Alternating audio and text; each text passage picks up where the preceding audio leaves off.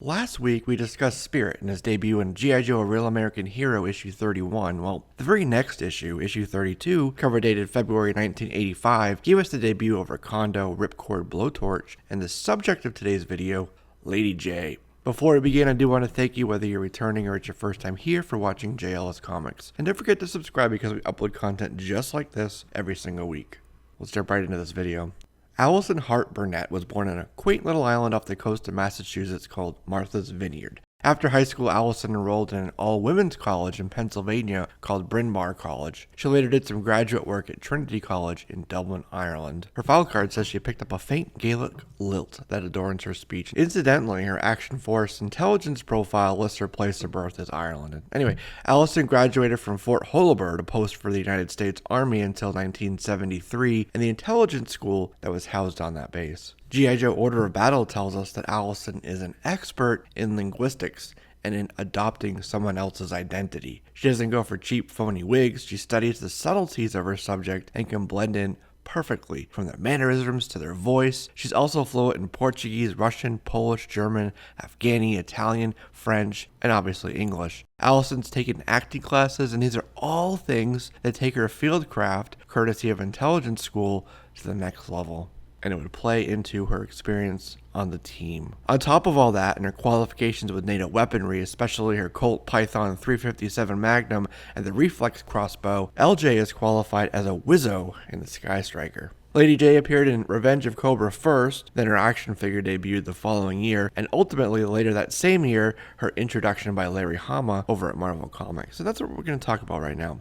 From her first issue, Allison's had a rocky relationship with Scarlet, although she knows how to put it aside for a mission. In this first issue, she and Ripcord walk into a restricted area, which sets off Scarlet, but Scarlet's attitude sets off Lady Jaye. The original Joes had been promoted, so Lady Jaye had come in as Scarlet's replacement. And it's not just Scarlet, though. She has trouble getting along with women in general. CoverGirl, Baroness, Arana, Jinx, Scarlet most notably. She arrived later on after the team had been established, and the original Joes had been around a while, but Lady Jaye found herself in a position of authority rather quickly. Interestingly, she was introduced as Lady Jaye, just the letter J in this issue, almost like it was meant to be Lady Joe. It was later changed to Jaye, but phonetically it's the same. Just 2 issues later, issue 34, we see her in the Sky Striker in fierce aerial combat with a Cobra Rattler. In issue 37, the G.I. Joe team get to test out the new Armadillo mini tank. This is the first issue where she sets her eyes on Flint. But they don't have a relationship until much later. You see, Flint's gruff and arrogant. He liked her, but he didn't know how to say it to her. She thought he was just this hard soldier. In issue 38, she raids a Cobra safe house on Staten Island in New York, and luckily they decided to wear ballistic armor because when they approached the front door, machine gun fire took them both down. But they were saved, broken ribs or what have you, but they survived due to their armor. But the mission impressed her superiors enough to put her in charge of some new Joe recruits. And they were out on a training mission when these bats, the battle android troopers, unleashed by Dr. Mindbender, attacked, along with some nasty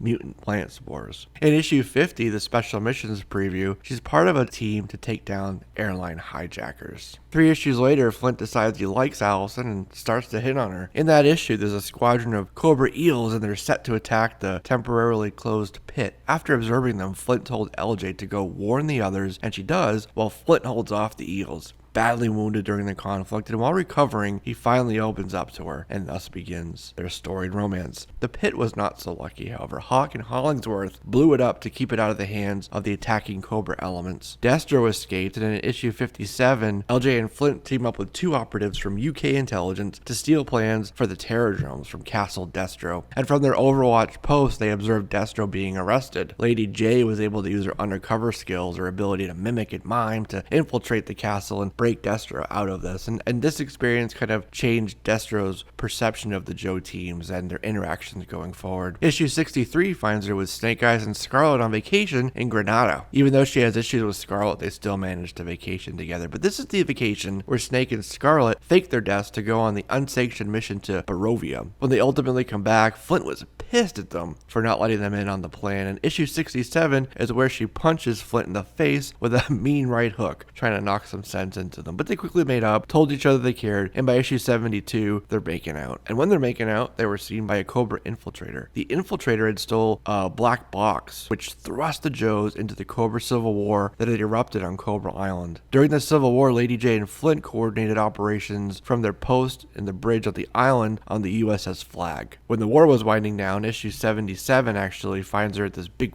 fight with Zorana. In issue 93, LJ is racing along the LIE, the Long Island Expressway, and they're battling Zartan's dreadnoughts. It was quite the fight.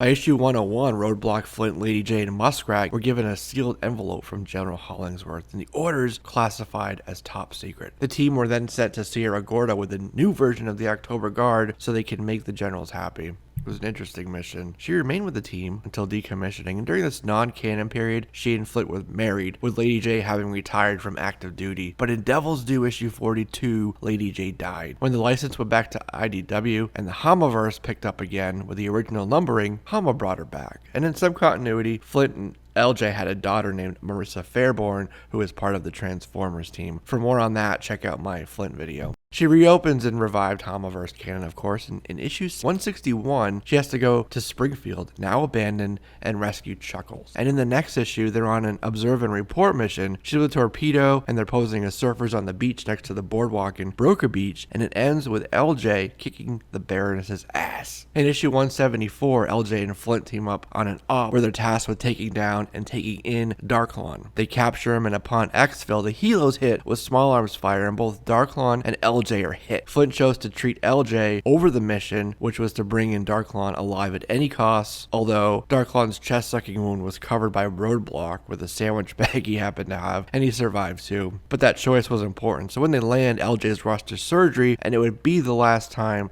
that Flint and LJ would be on a mission together per Hawk's orders. Later, Lady Jaye was in Southeast Asia in a village undercover as a humanitarian. They were trying to find Generalissimo Tep, when suddenly this massive Russian Hind attack helicopter showed up, piloted by Major Blood. Major Blood recognized her, and Blood actually took her, held her at gunpoint, her hands tied, was ready to execute her right in front of everyone. But she had helped the villagers, so they spoke up for her. That changed Blood's mind, so instead he took her away in the Hind with Tep. And that's when Chuckles, Lowlight, Jinx stormed Tep's headquarters to rescue LJ, and they all escaped in that Hind helicopter right out of the country. The last time I saw her was in issue 245 in the G.I. Joe Command Center, overseeing an operation in Darklonia to spy on Revanche and see what Black Major was building for Cobra. Lady Jaye was featured in quite a few episodes of the cartoon, one of the most widely used characters in fact. In one of those episodes, we learn when she inherits a castle that LJ is actually related to Despero, but this really isn't explored much further than this one part of the episode. What is explored, however, ever since her debut in Revenge of Cobra, and all through the comic books as well, is her relationship with Flint, sometimes Duke. For the most part, LJ was handled respectfully as an important member of the team, but there were a couple weird episodes. In season 2, Cobra had an age-changing device. They made Flint old, they made LJ into this little baby Jay, into this little Lady Jaye, a kid, and when she gets back to a regular age, she's just standing there with no pants on, alright? There was one episode with Games Master that saw him spying on LJ while she was in a changing room, changing her shirt. Honestly, I can't believe they really went there with those things on the kid show. But that being said, LJ had the short hair, the baseball cap, that Margot Kidder-like voice of Mary McDonald Lewis. They gave boys all across America a serious crush. She was actually later voiced by Suzanne Arrett Balcombe, and then in '94 by Kathleen Barr in Old Soldiers Never Die with Sergeant Savage and his Screaming Eagles. In season 2 of the show, an episode called Glamour Girls, CoverGirl and Lady Jaye were brainwashed by Madame Vale. And like I said, she's been in tons of episodes. LJ's first action figure was released in 1985. She was the 4th female in the franchise after Scarlet, CoverGirl, and Baroness from the 3 years prior. She's bright green, and she came with her weapon of choice, a javelin. But hey kids, just like a javelin, I'm about to fly right out of here. That's all the time we have for today. As always, I look forward to your thoughts, comments, questions, and corrections down below. Feel free to subscribe to be a part of all of our videos, new and old. Share this with your friends. It helps you, it helps me, and I always say it helps the algorithm. I'm Jesse, this is JLS Comics, and I'll see you soon.